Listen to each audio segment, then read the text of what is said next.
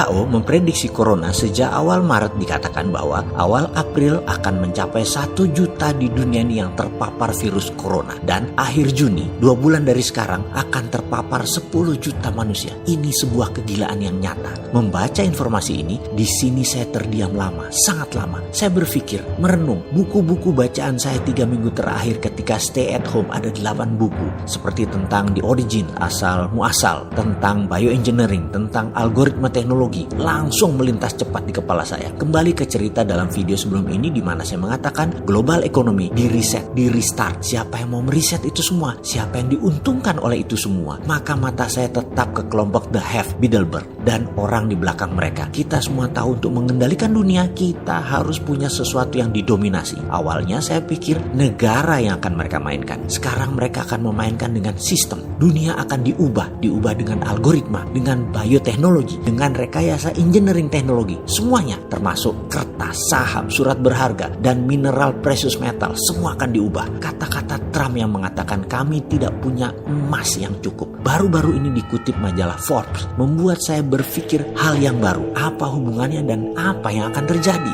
Oke, kita mundur sedikit ke zaman sebelum Keynesian. Sebelum 1930, itu adalah periode sebelum Keynesian, uang atau money itu hanya pelumas transaksi. Money is just greasing the transaction. Uang sebelum itu gak dipuja seperti sekarang, gak ditakuti seperti sekarang, gak dijaga seperti sekarang. Uang ya hanya pelumas, pelancar, mempermudah sebuah transaksi saja. Uang di zaman Keynesian jadi bukan saja pelumas transaksi, tapi menjadi komoditas, menjadi papers, menjadi jaminan, menjadi surat hutang. Akhirnya menjadi benda yang harus dikontrol keberadaannya dengan bank sentral. Ada nilai turun naiknya inflasi, dipuja, ditakuti, dikasih syarat, persis sesajen, dan lain sebagainya. Uang mendadak menjadi ada rumus fisikanya. Uang mendadak jadi ada rumus matematikanya. Bukan lagi pendukung sektor real uang itu. Bukan lagi pendukung sektor produksi. Bukan juga kebutuhan pasar. Namun bisa nggak ada urusan dengan sektor real. Uang bisa diterbitkan dari angin kek, dari perang kek, dari penyakit kek. Pokoknya uang adalah solusinya. Sebagai penganut New Economic Model yang gencar dipromosikan di dunia sejak 2009, maka kaum yang percaya MMT itu menyebut dirinya kaum ekonom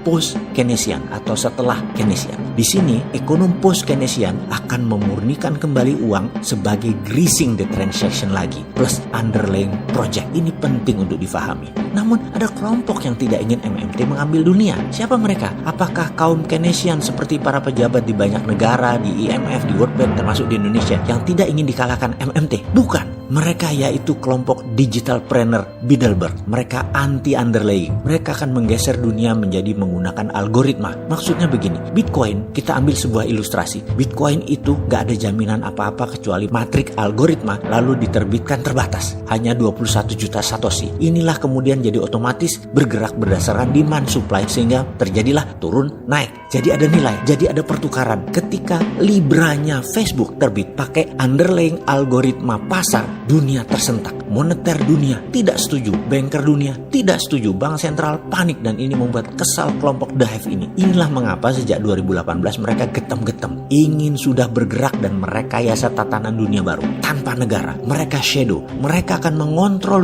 digital dunia. Bilderberg itu mengkonsolidate Instagram, IG, Facebook, Google, YouTube, TikTok, Twitter, Amazon, Alibaba, dan panjang lagi list teknologi yang gak selesai 20 lembar tulisan. Makanya seperti dalam video sebelum ini, merubah sistem harus decoupling masa lalu, keterputusan dengan masa lalu, seperti dunia sebelum perang dunia pertama dengan sistem kolonialismenya. Setelah dunia berubah total, lalu antara setelah perang dunia pertama sampai perang dunia kedua, dunia beda dengan setelah perang dunia kedua, seperti yang kita alami saat ini. Setelah perang dunia pertama itu putus, bukan reformasi, bukan transformasi, beda, putus. Dan ketika virus corona disebar di tahun 2019 akhir, kemarin yang diperkirakan akan mematikan 30 juta umat manusia, seperti prediksi Bill Gates di tahun 2018, akan memapar separuh penduduk dunia. Apakah ini tidak akan terjadi demi decoupling keterlepasan dengan masa lalu? Untuk meriset dunia perlu perang, dan kali ini perang biologi. Manusia melawan virus. Dunia at war time sekarang. Masih nggak paham juga, masih masih perlu IMF, masih cari utangan, masih mikirin ekonomi. Ini survival mode. Kalau Anda pejabat sekarang, pikirkan survival of the nation. Virus merubah dunia. Bioengineering teknologi merubah dunia. Dunia ke depan, mata uangnya tidak perlu emas lagi, tidak perlu precious metal lagi. Dunia ke depan dikendalikan pemegang teknologi berbasis algoritma konsolidasi dan bioengineering. Inilah tatanan dunia baru. Negara menjadi less important. Negara menjadi tidak terlalu penting, tetapi manusia tetap paling penting. Bagaimana Pak Pejabat? Masih mikir bisnis bohir Anda atau Anda berbisnis sehingga harus tetap jalan dan rakyat dibiarkan pakai herd immunity? Keterlaluan kalian.